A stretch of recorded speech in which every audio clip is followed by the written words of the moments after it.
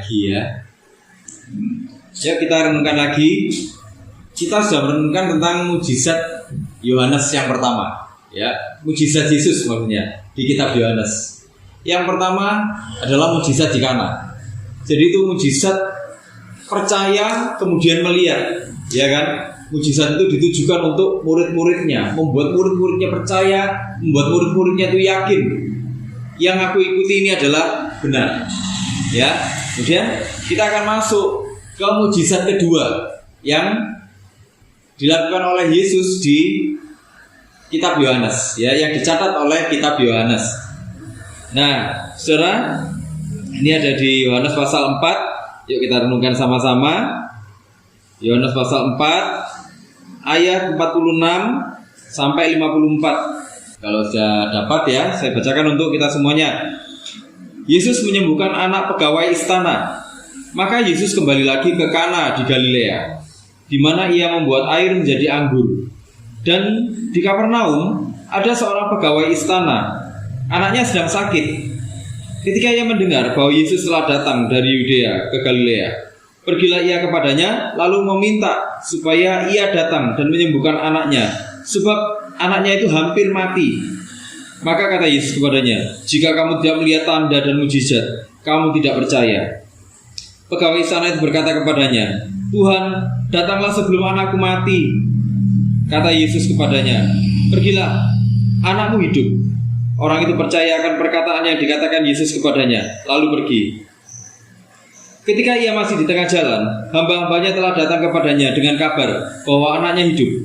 Ia bertanya kepada mereka, pukul berapa anak itu mulai sembuh? Jawab mereka, kemarin siang, pukul 1 demamnya hilang.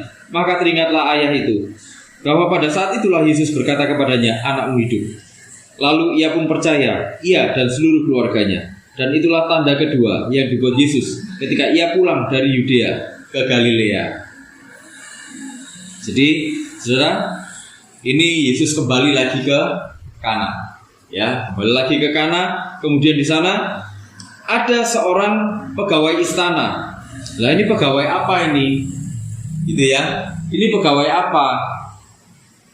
Kok bisa sampai dicatat gini? Apakah dia cuman pegawai, maksudnya itu dia istilahnya itu tukang bersih-bersih atau tukang kebun atau apa di istana itu, terus dia datang, ya. Sebenarnya yang ditulis oleh Yohanes itu sesuatu yang simbolik, saudara. Jadi Yohanes mencatat ini itu nggak sekedar dicatat dimasukkan gitu aja, enggak.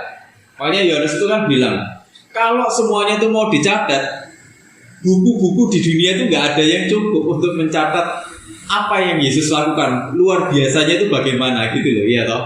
Nah, disinilah Yohanes itu menunjukkan pegawai istana. Di sini yang dimaksud itu dalam bahasa Yunaninya itu basilikos. Basilikos dalam konteks yang dicatat oleh Yohanes itu gini, saudara. Ini pejabat elit. Jadi bukan cuma dia seorang pegawai di istana, dia tukang antar minuman atau tukang masak, bukan. Jadi ini memang pegawai elit, dia pejabat elit di lingkungan kerajaan, entah itu pejabat administratif, sipil, atau dia pejabat militer. Yang penting dia pejabat elit di situ. Ya, jadi Yohanes lagi menunjukkan ini otoritasnya tinggi, tapi dia datang sama Yesus karena keputusasaannya. Lihat anaknya itu sudah sekarat ini, saudara. Ya, jadi dia adalah pejabat elit di lingkungan pemerintahan Herodes Antipas. Nah, pemerintahan Herodes Antipas ini adalah pemerintahan yang pro Roma. Jadi waktu itu wilayah di sekitar sana itu dijajah oleh Roma. Ya, nah, pemerintahan Herodes itu sangat pro dengan Roma. Itulah kenapa orang-orang Yahudi itu menganggap pemerintahan ini adalah bonekanya Roma. Gitu ya. Ini pemerintahan yang penuh dengan intrik politik. Kalau saudara ingat Yohanes Pembaptis dipenggal kan kepalanya. Dipenggal oleh siapa? Ya ini dia, andilnya Herodes Antipas ini. Gitu loh. Jadi dia itu dianggap negatif, saudara. Kemudian dia punya ini juga tendensi untuk berhubungan dengan pemungut-pemungut cukai. Dia menindas rakyat, dia memeras rakyat. Makanya bagi orang-orang Yahudi, pemerintahan Herodes Antipas ini adalah pemerintahan yang sangat korup, ya. Mereka sudah punya kompromi-kompromi politik dengan orang-orang Roma, jadi mereka melupakan tradisi Yahudi, gitu loh. Jadi mereka lebih tradisi-tradisi yang mereka pakai, kota-kota yang mereka bangun itu budayanya lebih mengarah ke budaya yang sifatnya itu Helenistik, ya, budaya-budaya yang sifatnya itu ke arah budaya-budaya yang Romawi, Yunani, gitu ya. Jadi budaya Yahudinya malah ditinggalkan sama mereka. Nah, orang Yahudi kan nggak suka yang seperti itu, saudara. Ya kan? Mereka sangat bangga dengan ini identitasnya, ya kan? Nah, disitulah mereka dianggap melakukan kompromi-kompromi politik. Mereka juga bejat. Bejat kenapa? Karena kamu bersekutu dengan pemungut-pemungut cukai untuk memeras kita. Nah, bayangkan, kemudian pejabatnya ketemu sama Yesus, saudara. Ya, ketemu sama Yesus ini bagaimana nanti ceritanya, gitu. Nah, Yohanes itu memberikan satu simbol sebenarnya. Nah, kemudian gini, statusnya sebagai pejabat istana, pejabat elit ini ya, saudara ya, itu punya jarak yang besar. Dia ini tokoh yang berkuasa. Jadi Yohanes sudah menggambarkan ini sebagai tokoh yang berkuasa. Ketemu dengan Yesus, Yesus itu dianggap rabi dari desa. Nah, itu loh. Artinya apa? Secara status sosial, pejabat istana ini lebih tinggi status sosialnya jauh dibanding Yesus. Nah, saudara bisa mulai ngerti ya di sini ya, urut-urutan peristiwanya ya. Jadi dianggap lebih tinggi, Yesus dianggap lebih rendah statusnya, ya. Nah, disinilah kehadiran pejabat ini ketemu sama Yesus di satu sisi itu memicu kecemburuan dari orang-orang banyak, masyarakat banyak. Masyarakat banyak tuh ngomong gini, oh ini jangan-jangan. Nah, Yesus waktu itu setelah mujizat di Kana, dia kan mulai berjalan, banyak mujizat yang dibuat oleh Yesus, ya, banyak mujizat yang dibuat oleh Yesus, perkara-perkara yang ajaib. Orang-orang mulai berpikir, jangan-jangan Yesus ini mulai dikooptasi atau dikuasai oleh pejabat istana. Nah, mulai orang-orang kasakusut, saudara. Kasakusut biasa kan. Nah, tapi di satu sisi yang lain ada lagi memicu kecurigaan. Kecurigaannya itu apa? Pemerintahan Herodes dan juga pemerintahan Roma itu sangat alergi dengan orang-orang yang punya popularitas religius seperti Yesus ini. Ya, kenapa? Karena kehadirannya itu bisa dianggap memicu gerakan massa untuk memberontak, gitu loh. Nah, ini kan orang-orang status quo, orang-orang yang nggak suka dengan hal-hal yang seperti itu, gitu loh. Mereka bisa hilang wibawa. Nah, itulah kenapa Yesus sangat berhati-hati dengan isu-isu politik. Kalau saudara baca di Yohanes 6 ayat 15, Yesus itu mau diambil secara paksa, mau dipaksa jadi raja oleh orang-orang banyak di sana.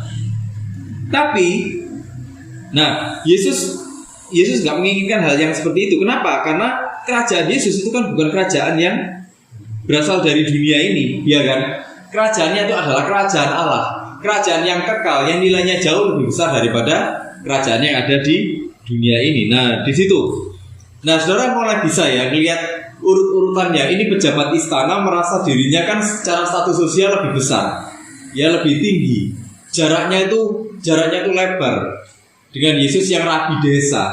Misalnya kalau sekarang itu mungkin pejabat dengan pendeta kecil, gitu ya, dengan pendeta dari desa. Jadi perbandingannya ini pejabat istana, ya, pejabat lingkupnya presiden ketemu sama pendeta di desa. Nah, itu ya, itu jadi saudara bisa bayangkan. Itu kira-kira suasananya gimana, saudara? Iya kan, jauh kan? Orang pasti ngeliat apa? Wih, ini pejabat, rek. Pendeta kecil ini bukan apa-apa ini, ya kan?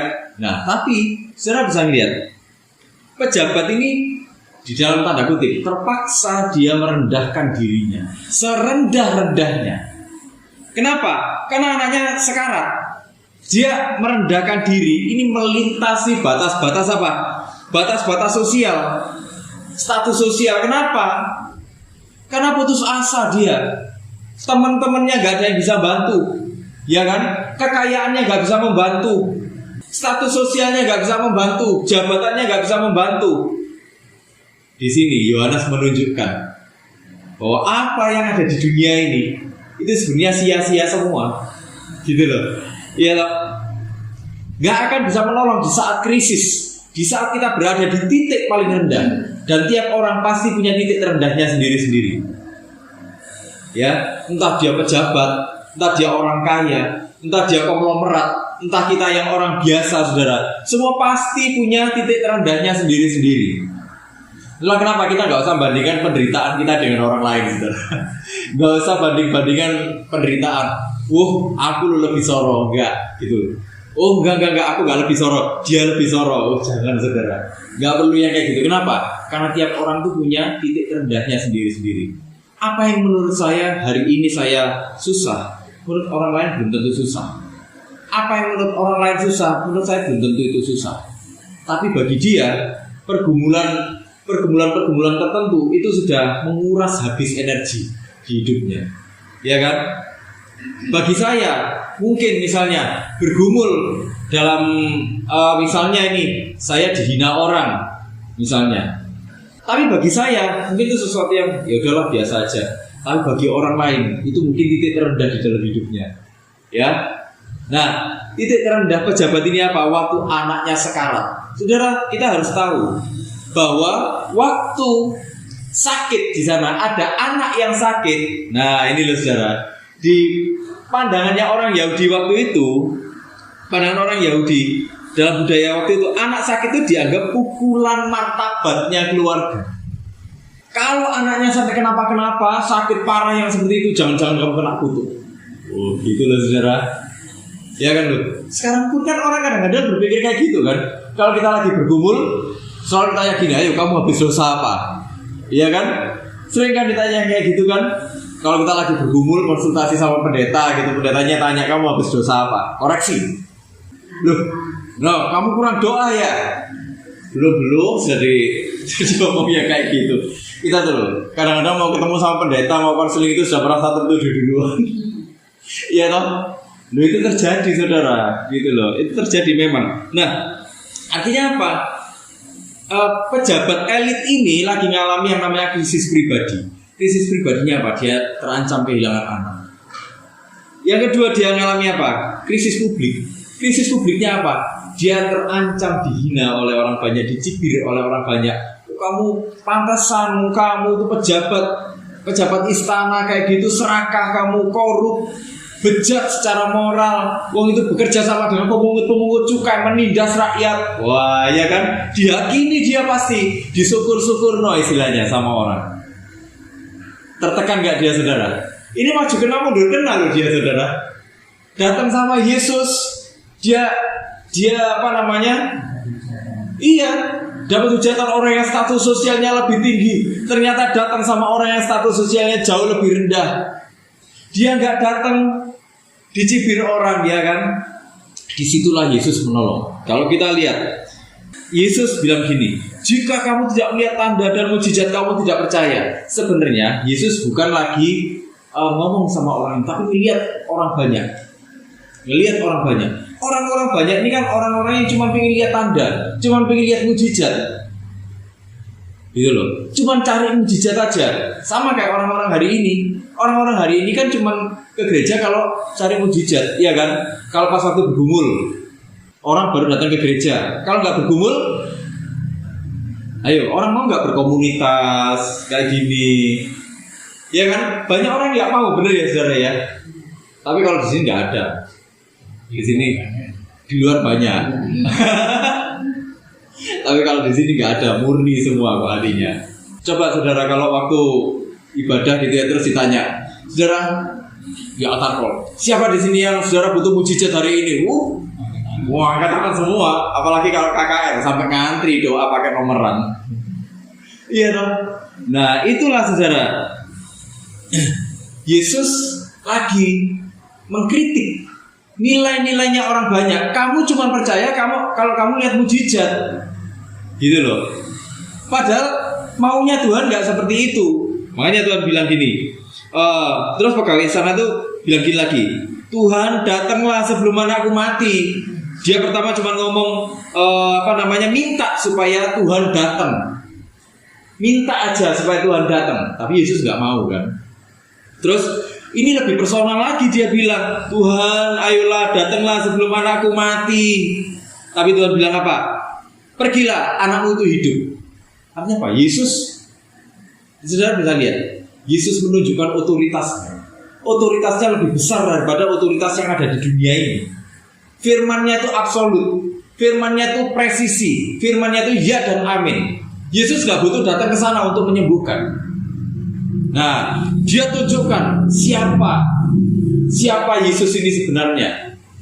Bahwa firman-Nya itu ya dan amin. Firman-Nya itu presisi. Dia gak berdoa untuk minta anaknya sembuh. Dia bilang anaknya sembuh. Ya kan? Dia gak berdoa, Tuhan supaya anaknya bapak pejabat ini sembuh. Enggak, dia bilang pulang, anakmu sembuh. Kuasanya, otoritasnya itu melampaui apapun. Yesus menunjukkan, kamu yang berasal dari pejabat istana, kamu orang istana, orang yang punya otoritas besar, orang yang punya status sosial tinggi. Tapi di mata Tuhan, apa yang terjadi? Tuhan sedang menunjukkan, aku yang punya otoritas, aku yang punya kuasa, jauh lebih apapun yang ada di dalam dunia ini. Kuasamu, otoritasmu, pengaruhmu, status sosialmu ternyata tidak menyelamatkan engkau. Firmanku yang menyelamatkan kamu. Lah, Yesus lagi menunjukkan itu. Jadi ada satu penegasan di sini bahwa Yesus itu berdaulat atas hidup dan mati. Itulah kenapa penegasannya itu memimpin kepada iman. Kalau kita lihat di ayat 51 gitu ya, ayat 50, pergilah anakmu hidup. Di ayat ke-51 ada lagi anaknya hidup. Di ayat ke-53 dibilang lagi anakmu hidup. Ya kan? 3 kali kata anakmu hidup diulang. Artinya ini sesuatu yang benar-benar penting. Jadi, saudara, Yesus lagi menegaskan, aku berdaulat atas apapun yang ada di dunia ini, bahkan atas hidup dan mati. Yang di situ kamu tidak berdaya waktu anakmu hampir menghadapi maut. Tuhan menunjukkan itu. Nah, disitulah kata-katanya itu memimpin pada iman. Waktu Yesus bilang pertama kali, pergilah anakmu hidup. Apa yang terjadi? Orang itu percaya. Orang itu percaya perkataan yang dikatakan Yesus kepadanya. Lalu dia pergi. Apa yang terjadi? Ini masih di tengah jalan ini. Besoknya dia di tengah jalan. Jadi itu dari tempat Yesus ke kotanya itu kurang lebih sekitar 30 km. Ya 30 km. Tapi saudara kalau jalan kaki 30 km itu ya kroso saudara. Ya, itu kroso beneran itu. Jadi dari sini ke perbatasan Gresik gitu ya, itu sekitar 30 kiloan. Kalau saudara jalan kaki hari ini ke sana mungkin ya memang mungkin butuh waktu lama ya. Kata-kata ini memimpin pada iman. Ya, memimpin pada iman. Besoknya dibilang, pegawai-pegawainya datang, anakmu hidup, anakmu hidup, anakmu hidup. Jam berapa? Gitu ya. Ditanya. Ia bertanya kepada mereka, pukul berapa anak itu mulai sembuh? Jawab mereka, pegawai-pegawainya, kemarin siang pukul 1 demamnya hilang. Normal anak ini. Mulai dia ingat, loh bukannya itu waktu Yesus berfirman, waktu Yesus berkata, anakmu sembuh, anakmu hidup. Nah, itu loh saudara. Bagi Yohanes konsep waktu itu penting. Kenapa? Dicatat semua di sini konsep waktu. Jam berapa untuk menunjukkan apa? Bahwa firman Tuhan itu presisi. Firman-Nya itu sinkron. Antara apa yang difirmankan dengan apa yang terjadi itu selalu sinkron. Nah, Yohanes lagi nyatat kayak gitu, saudara. Nah, firman artinya apa? Firman Allah itu presisi sekali. Apa yang Tuhan firmankan di dalam hidup kita itu pasti terjadi. Gak mungkin gak terjadi. Apa yang Tuhan rencanakan di dalam hidup kita itu pasti terjadi. Gak mungkin gak terjadi, gitu loh. Kalau kita hidup melekat kepada Tuhan, kita tahu Tuhan punya rencana di dalam kehidupan kita. Kita tahu Tuhan mau bawa kita kepada sesuatu yang baik. Kita tahu Tuhan ingin memakai hidup kita. Itu pasti terjadi, saudara. Gak mungkin gak terjadi, gitu loh. Jadi Yohanes lagi menunjukkan, ini loh, Tuhan yang kamu percayai itu, kata-katanya dengan apa yang terjadi di dunia itu presisi semua, nggak ada yang miss. Nah, itu loh. Itulah kenapa kita harus percaya sama Tuhan. Itulah kenapa Dia itu benar-benar Tuhan. Jangan sampai nggak percaya, gitu loh.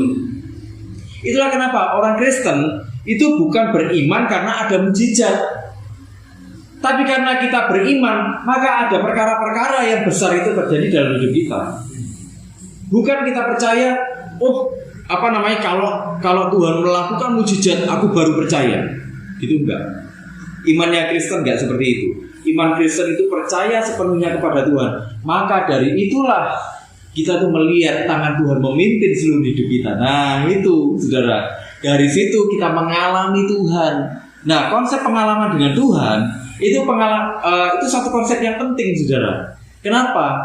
Karena semakin kita mengalami Tuhan, semakin kita akan mengenal Tuhan sebagai pribadi.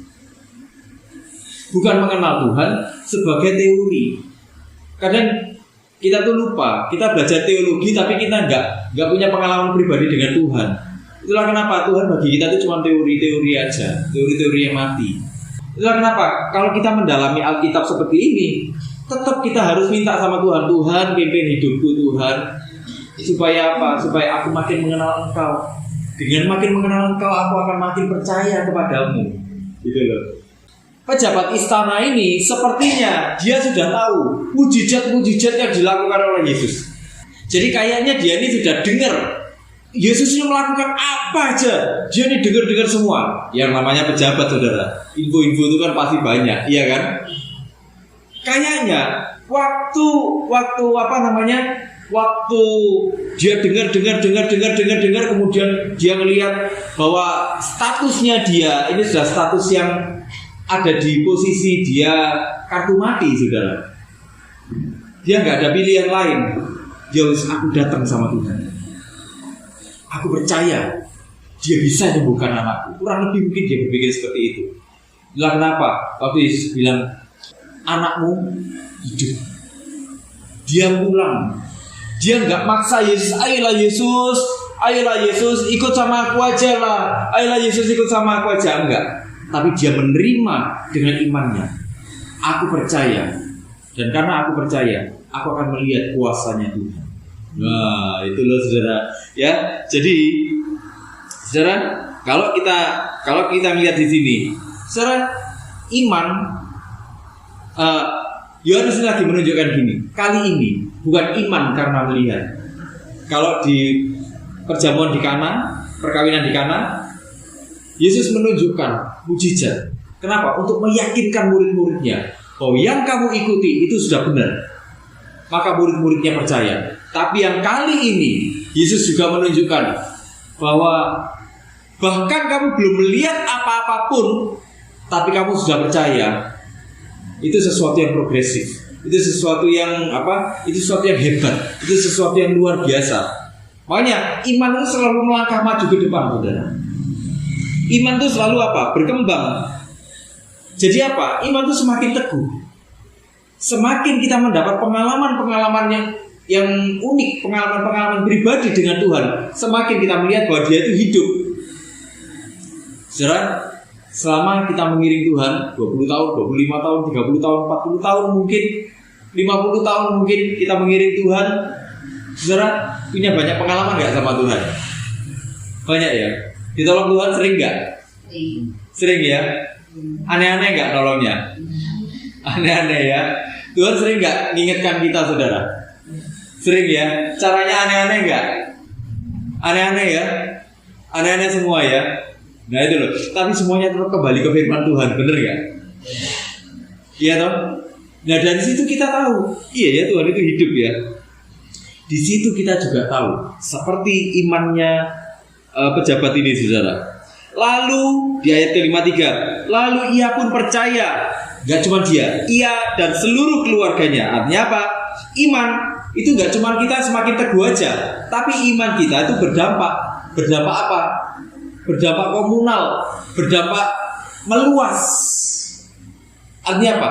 Iman kita itu akan mempengaruhi orang lain. Nah itulah saudara. Jadi Yohanes tuh ingin menunjukkan betapa kuasa Tuhan itu luar biasa. Dan betapa kalau kita ini percaya kepada Tuhan, apa yang kita lakukan, apa yang kita percayai, bukan cuma kita makin teguh, tapi kita juga akan makin berdampak. Gitu loh. Makanya dibilang, iya dan seisi rumahnya percaya semuanya. Nah, disitulah saudara kita bisa melihat bagaimana perjumpaan antara Yesus dengan pejabat istana ini, saudara ya.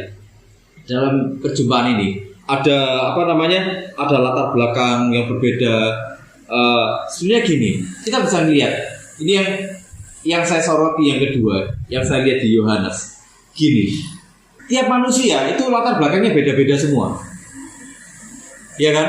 Saya punya latar belakang berbeda, latar belakang pendidikan berbeda, latar belakang pelayanan juga berbeda, ya kan? Tapi kita kumpul semua di sini jadi satu. Ya, kita dibesarkan dengan cara yang berbeda.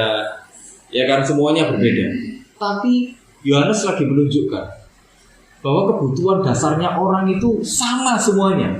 Kebutuhan dasarnya orang itu apa? Keselamatan di dalam Tuhan. Bagaimana waktu dia sudah merasa dia nggak mungkin bisa menyelamatkan, dia nggak mungkin bisa menghidupkan anaknya pasti mati.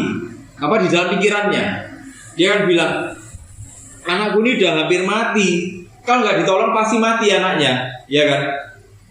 Dia tahu, dia nggak punya apa-apa lagi yang bisa menolong.